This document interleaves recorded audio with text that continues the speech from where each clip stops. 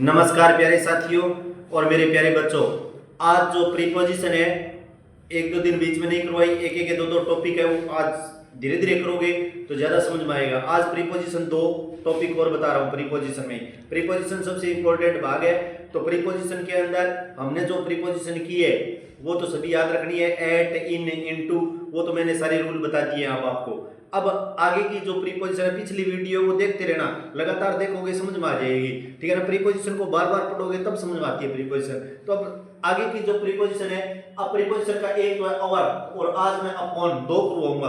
अवर, over और upon.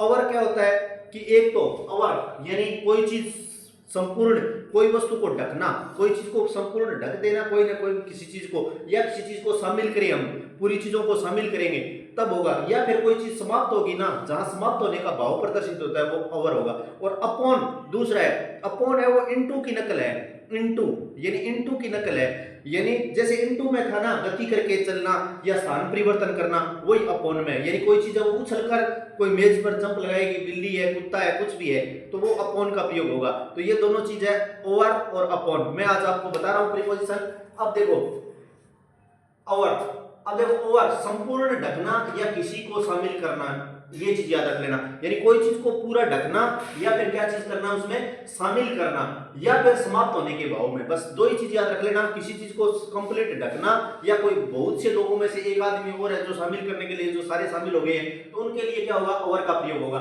जैसे अब देखो एक मैंने वाक्य बनाया है यहाँ पर। देखो यहाँ पर पहला वाक्य put, put A cloth over the table. अब देखो पुट को मतलब जैसे कोई चीज पहनना, डालना, रखना।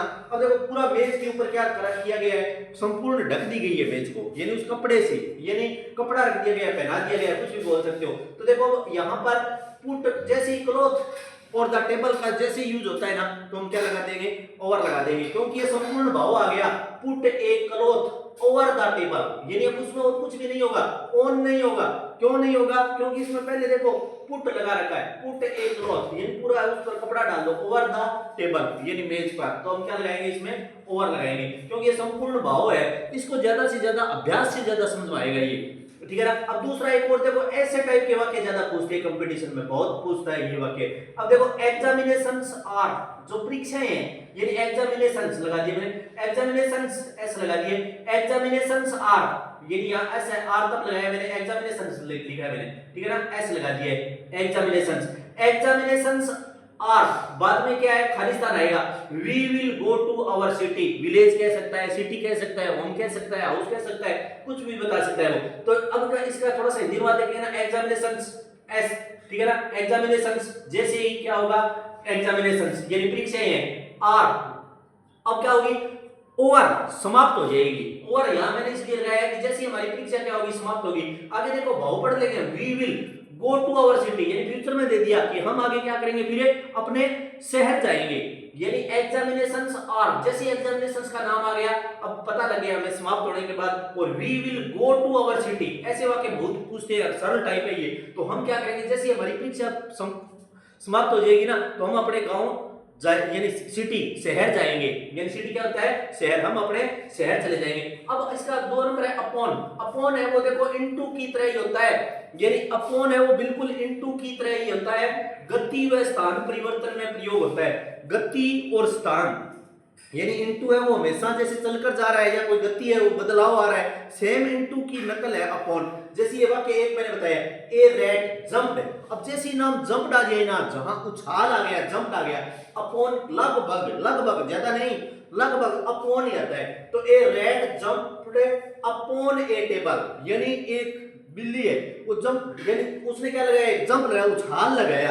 अब देखो ए रैट जंप्ड अपॉन ए टेबल। अब देखो मेज, अब जंप जैसे शब्द आ गया कि बिल्ली है वो क्या हुआ, उसका जंप है, वो उछाल है, वो एकदम उछली, और अपॉन ए टेबल ये मेज से। तो अब हम जैसे क्या लगा दिए, एक तो देखो नीचे होती ना बिल्ली अगर मेज के, तब तो अंडर आता, लेकिन अब क्या है ऊपर, तो अब उसने क्या कर दिया, ए रैट जंप्ड, यानी वो एकदम क्या लगाया, उसने छलांग लगाई है। जैसे जंप लगा गया ना, तो वहां क्या चीज आएगी, अपॉन। ए रैट जंप्ड अपॉन ए टेबल। अब यहाँ कोई रैट की जरूरत नहीं है, कोई और चीज आ जाए, कोई चीज जंप लगाने हैं, तो जैसे डॉग का भी नाम दे सकता है, अपॉन ए टेबल की नाम की जरूरत है, चेयर लगा सकता है। तो जैसे ए रैट जंप्ड, जैसे जंप्ड हमें याद रखना है, इनटू की तरह ये कोई चीज गति करके गया है वो, ठीक है ना, स्थान परिवर्तन किया इसने। तो ए रेड जंप्ड अपॉन ए टेबल। तो अब जैसे यहाँ जंप्ड कहा गया ना, हमें एक रूल याद रखना, अगर हिंदी अनुवाद नहीं आ रहा है तो लगभग अब जैसे जंप्ड नाम आए हमें अपॉन लगाना है। कुछ चीजें है वो एक दूसरे से जुड़ी हुई चीजें याद कर सकते हैं। तो ये चीजें हैं प्रीपोजिशन। और है वो मैंने आपको बता दी, इस चीज समाप्त ढकने के लिए या समाप्त करने के लिए। और अपॉन है वो इनटू का याद रख लेना, अपॉन अपने आप याद हो जाएगा, क्योंकि जैसे जंप्ड नाम आएगा वहां पर ये वाक्य लिखा है मैंने, ए रेड जंप्ड अपॉन ए टेबल। तो जैसे मैंने ये उछाल के बारे में बताया कि ए रेड जंप्ड अपॉन ए टेबल, तो ये चीज अब जैसे जंप्ड नाम आया तो मैंने क्या लगा दिया, अपॉन लगा दिया। तो ये चीजें एक दो बार, प्रीपोजिशन एक ऐसी ग्रामर है जिसको बार बार अभ्यास करोगे ना तब समझ में आती है, क्योंकि इनके कोई ज्यादा रूल नहीं होते, लेकिन फिर भी क्या है हमने इसका रूल की तरह करने की कोशिश की है। बार बार अभ्यास की ग्रामर है ये प्रीपोजिशन। तो इस प्रकार ये दो टॉपिक इसीलिए मैं पॉइंट बता रहा हूं आपको कि आप लगातार वो देखें और अच्छा आपका स्वास्थ्य रहे और हमेशा नशे की प्रवृत्ति से दूर रहो, नशा भगाओ और युवा बचाओ। आगे कल है वो प्रीपोजिशन 2 और करेंगे। तो इन्हीं शब्दों के साथ धन्यवाद।